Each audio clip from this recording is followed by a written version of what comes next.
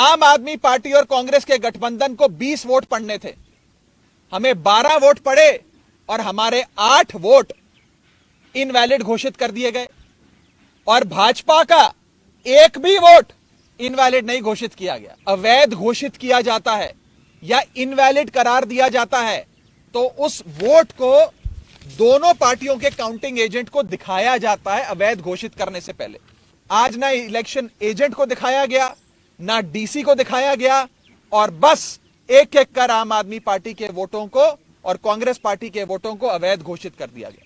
Municipal corporation के mayor के चुनाव में अगर इस प्रकार की गैर कानूनी असंवैधानिक घटनाएं को अंजाम दे सकती है तो आप सोचिए कि लोकसभा चुनाव की हार देखते हुए ये लोग क्या करेंगे। जितने भी बैलेट पेपर थे काउंटिंग के, उन्हें जल्द से जल्द हटाकर एक कमरे में लॉक कर दिया गया।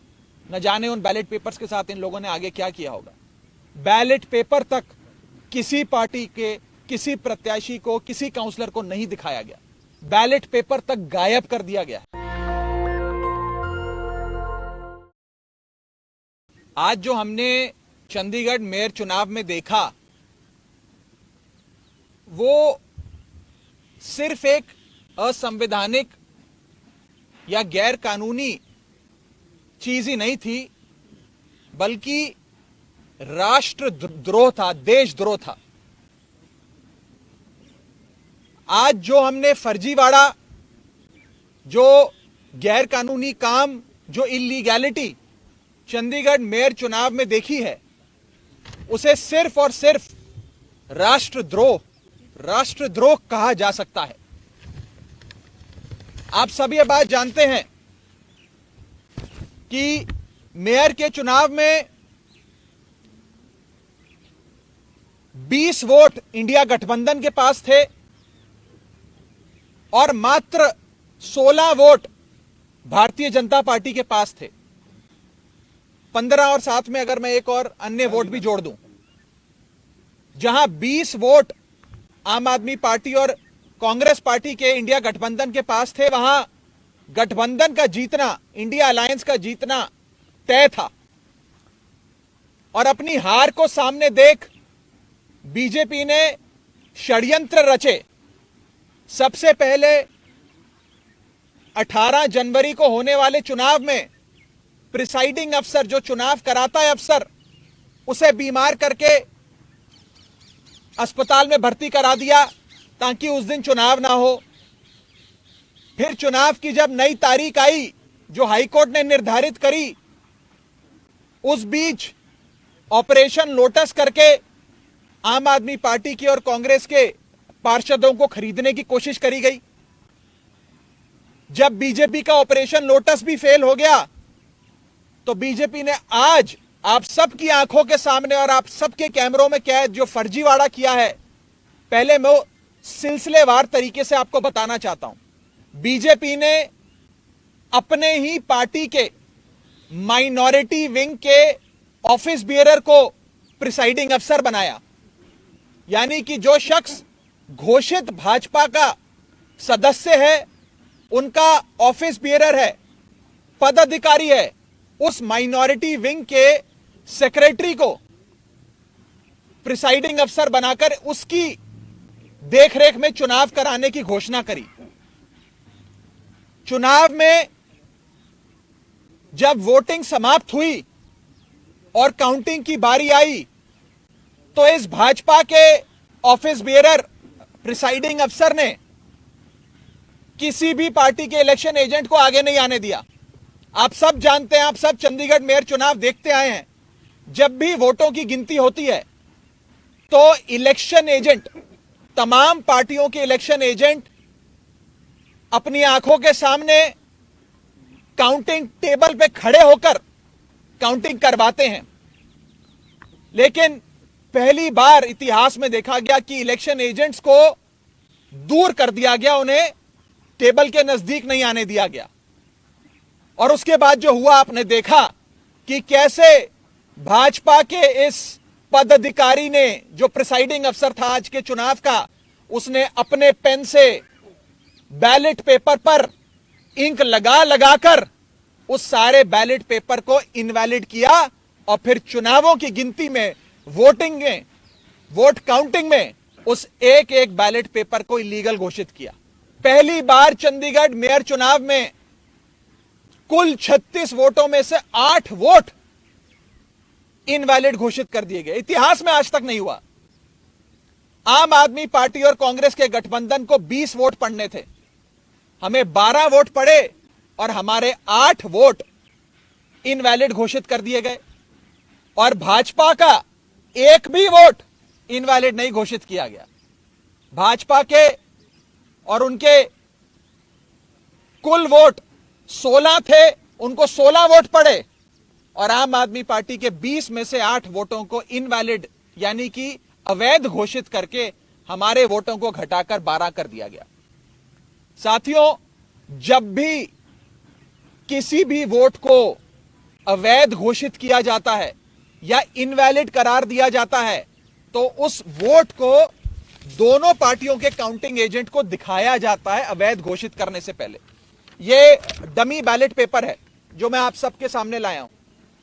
जब काउंटिंग के दौरान इस प्रकार के बैलेट पेपर को इलीगल घोषित किया जाता है तो प्रिसाइडिंग अफसर, अगर मान लीजिए मैं प्रिसाइडिंग अफसर हूं, तो मैं दोनों पार्टियों के इलेक्शन एजेंट को वो दिखाऊंगा बैलेट पेपर की, देख लीजिए यहां इनके निशान बाहर लगा हुआ है, ये इनवैलिड है, मैं इसे अवैध घोषित कर रहा हूं। ऐसे दोनों पार्टियों के इलेक्शन एजेंट को दिखाया जाता है और दिखाने के उपरांत उनकी सहमति से और जो डीसी चुनाव हैं, जो डिप्टी कमिश्नर बैठे हैं, उनकी सहमति से इस वोट को अवैध घोषित किया जाता है। लेकिन आज ये नहीं हुआ। आज ना इलेक्शन एजेंट को दिखाया गया, ना डीसी को दिखाया गया और बस एक एक कर आम आदमी पार्टी के वोटों को और कांग्रेस पार्टी के वोटों को अवैध घोषित कर दिया गया।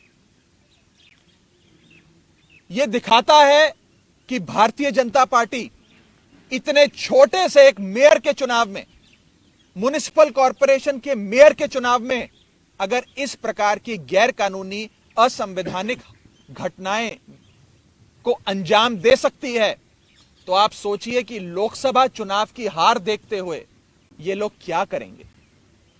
क्या भाजपा इस देश को नॉर्थ कोरिया बनाना चाहती है कि इस देश में चुनाव ही ना हो और चुनाव सिर्फ उसी स्थिति में हो जहां भारतीय जनता पार्टी पूरी मशीनरी को रिग कर पूरी चुनावी प्रोसेस को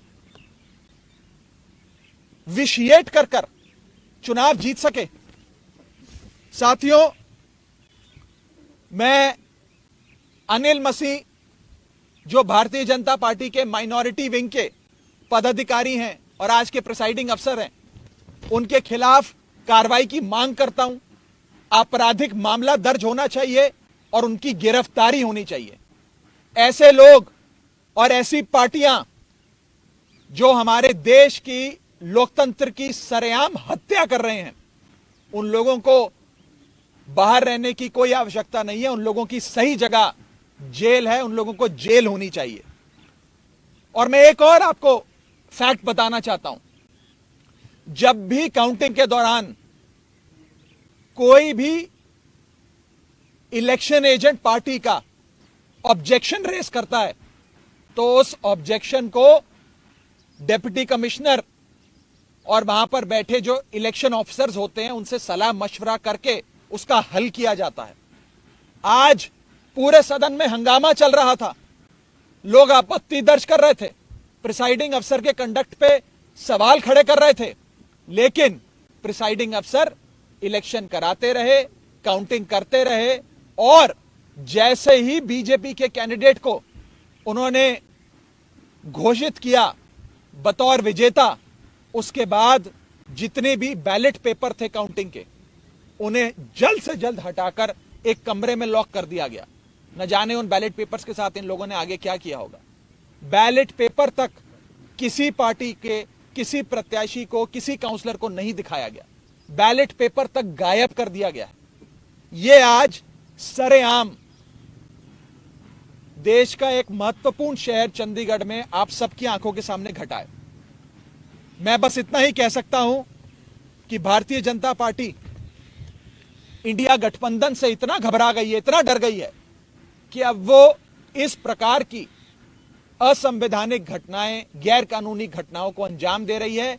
मैं सीधा बस इतना कहना चाहता हूं कि भारतीय जनता पार्टी ने जो आज चंडीगढ़ मेयर चुनाव में किया है वो सीधा सीधा देशद्रोह है।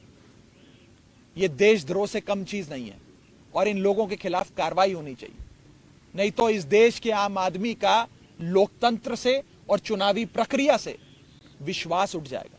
नेशनल दस्तक की आपसे गुजारिश है कि अगर इसको बचाना चाहते हैं तो नेशनल दस्तक को सब्सक्राइब करने के लिए रेड कलर के सब्सक्राइब बटन को दबाएं, फिर बेल आइकन की घंटी दबाएं। नेशनल दस्तक को बचाने के लिए बहुत जरूरी है कि हर खबर को शेयर करें, लाइक करें, कमेंट जरूर करें।